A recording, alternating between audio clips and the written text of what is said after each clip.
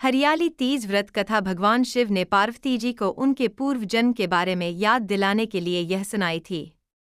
हरियाली तीज व्रत कथा इस प्रकार है। शिवजी कहते हैं, हे पार्वती, बहुत समय पहले तुमने हिमालय पर मुझे वर के रूप में पाने के लिए घोर तप किया था।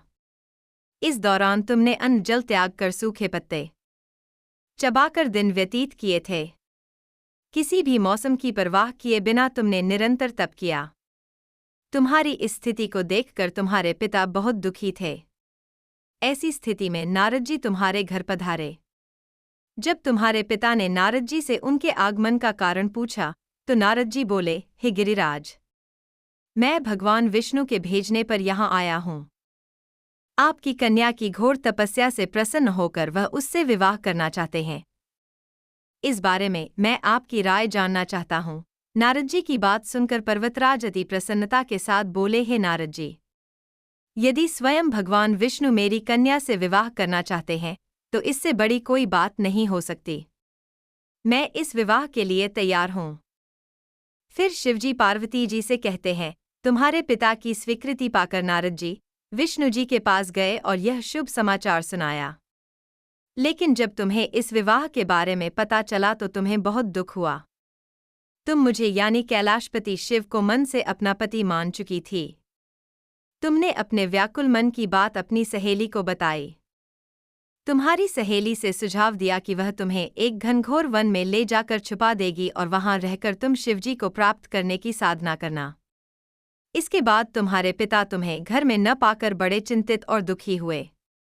वह सोचने लगे कि यदि विष्णु जी बारात लेकर आ गए और तुम घर पर ना मिली तो क्या होगा।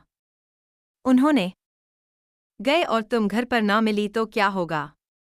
उन्होंने तुम्हारी खोज में धरती पाताल एक करवा दिए, लेकिन तुम ना मिली। तुम वन में एक गुफा के भीतर मेरी आराधना में लीन थी। भाद्रपद तृतीय शुक्ल को तुमने रेत से एक शिवलिंग का निर्माण कर मेरी आराधना की, जिससे प्रसन्न होकर मैंने तुम्हारी मनोकामना पूर्ण की। इसके बाद तुमने अपने पिता से कहा कि पिताजी, मैंने अपने जीवन का लंबा समय भगवान शिव की तपस्या में बिताया है और भगवान शिव ने मेरी तपस्या से प्रसन्न होकर मुझे स्वीकार भी कर लिया है। अब मैं आपके साथ एक ही शर्त पर चलूंगी कि आप मेरा विवाह भगवान शिव के साथ ही करेंगे। पर्वतराज ने तुम्हारी इच्छा स्वीकार कर ली और तुम्हें घर वापस ले गए। कुछ समय बाद उन्होंने पूरे विधि वापस ले गए। कुछ समय बाद उन्होंने पूरे विधि विधान से हमारा विवाह किया।